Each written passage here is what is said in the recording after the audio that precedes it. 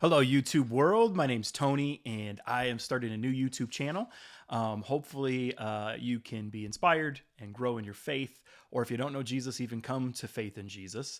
If you would do me a favor before I get started today, if you would like and subscribe on this page and help get the word out, that would be amazing. Like I said, my goal in creating this page is two things. One is the spiritual stuff. I want to talk about Jesus, help you grow in your faith, and I want to help you come to Jesus if you don't know Jesus. And then two, you probably see this a little down the road. I love sports, and so I'll be bringing sports topics and having some fun with that, and we can do some interacting. This will be a page where you can leave comments, and there will be different questions that I'll leave for you. But again, the goal is to grow and inspire us to grow in our faith. And so hopefully you enjoy. And so welcome to the YouTube page. So let's jump in today. I want to continue on the fruits of the Spirit. Today, I want to talk about the fruit of the Spirit of self control. And I don't know about you, but self control is hard, very hard. But it's something, whether you're a Christian or not a Christian, it's one of those things that is actually very important because it brings balance to our life.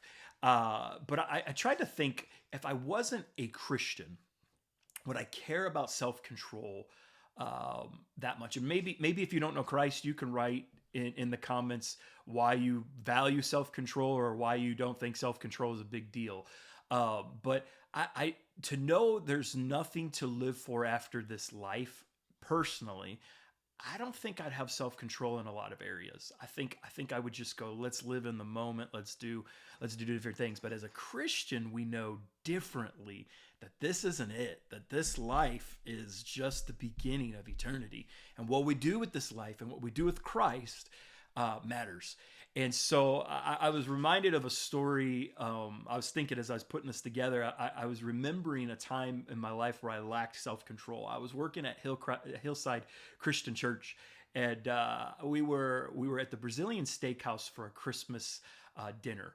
And I remember me and my friend decided we're just gonna eat, baby. We're just gonna eat steak. You turn that card over. I don't know if you've ever been, but turn it over and it's green. And we just ate and ate and ate, and to so much that we got the meat sweats. I mean, like on our face, on our arms, and we just kept going.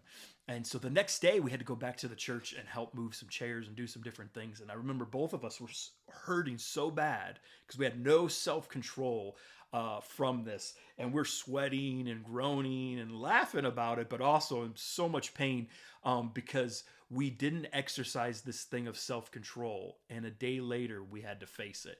And I thought about, as I was doing this, I thought about in life how many times we have to pay the price because there's no self control.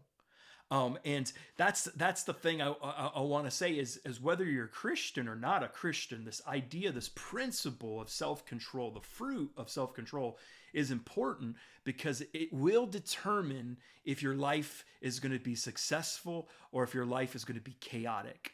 And so the first thing I want to share with you today, a life without self control leads to brokenness.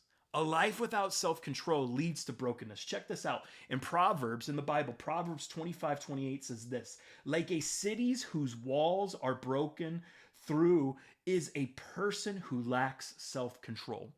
And it's basically saying this: if you don't have self control in your life, it's like a city that just lets its walls down and anything can come in and tear it apart and destroy it. What a word, whether you're a Christian or not a Christian. It is vital that you have self control. If not, whatever comes in is going to ravage your city and destroy your life. And I've been thinking in life, how many times in my life, in areas that are chaotic, where there's no self control, I would look at it and go, man, you know what? If I have self control there, that gets fixed. That whether it's my money, whether it's sexually, whether it's with friends, whether it's with family, whatever it is, you can look in your life. If it's chaotic, just take a moment and look in your life. Is it chaotic?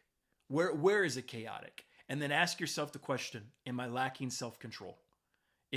Look at your money. Is my money, are my finances, are they out of control? Because and then if they're out of control, ask yourself the question: do I have self control with my finances sexually? A lot of times sexually it gets out of control because we have no self control, and maybe you feel like your life's chaotic and relationship after relationship or whatever. Check your life and ask yourself: do I have self control in this area with God? If you're a Christian with God, do I have self control in this area of my life where I'm doing the things that help my relationship grow closer? Or is my life chaotic that it's drawing me farther and farther away from God? Some verses that will help you, some chapters. 2 Peter 2 1 through 39. 2 Peter 2 1 through 39. I'd encourage you today to read that. It's very good verses on self-control. If you don't have a Bible, you can get the Bible app on your phone if you're not a Christian and check that out. But I would encourage you to look at that. Also, to know if you're a Christian, the Holy Spirit gives us self control. I can't tell you how many times in my life, whether I was about to say something stupid to somebody and then later have to regret that, or if I was in a situation that would get me in trouble, that would hurt me later, where the Holy Spirit would whisper into my soul, stop, or exercise self-control here. You can do this. And he would give me the power. So if you're a Christian, the beauty of self-control is this: he will give you power to say no. Sometimes it'll be extreme. He'll tell you to run. Sometimes he'll tell you to, hey, stop looking at that, stop doing that. Even physically, like say, man, you know what? I'm struggling with my weight. A lot of times for most of us, we're like, man, I got to stay in shape. I got to do this. The Holy Spirit will give you power to do the right things wherever you're looking for self-control. So I just want to encourage you today with this quick shot of: do you have self-control? Do you even think self-control is important? Do you think about self-control? Or are you like, man, you know what? I can do whatever I want with my life, how I want with my life. If you're in the world, I get that. But even if you're in the world, that leads to chaos and it leads to brokenness. And you might be taking a moment and thinking, yeah, that is chaotic. My life is chaotic. Check out self-control. If you're a Christian, our life is not our own. It is the Lord's. And if you're saying I can do whatever I want, whenever I want, just remember the day that you submitted your life to Christ, we said, I will go after whatever the Lord wants. And so that requires us with self-control. That means we have to say no to things. That means we have to put things away so that we can get closer to him. So I just want to challenge you with that today. How is self-control in your life? And encourage you that you are able to have self-control. And so today, simple question: leave in the comments section.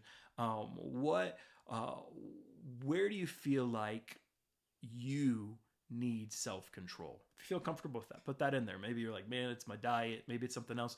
And I'll pray for those things with you and believe with those things with you. But if you'll put that in the comment section, and also maybe just for fun, put in a funny story of when you lacked self-control and what happened to you, just like my meat story. And so be blessed. Have a great rest of your day. And thank you for watching. Remember to like and subscribe and share. Have a great week, and I'll see you next week.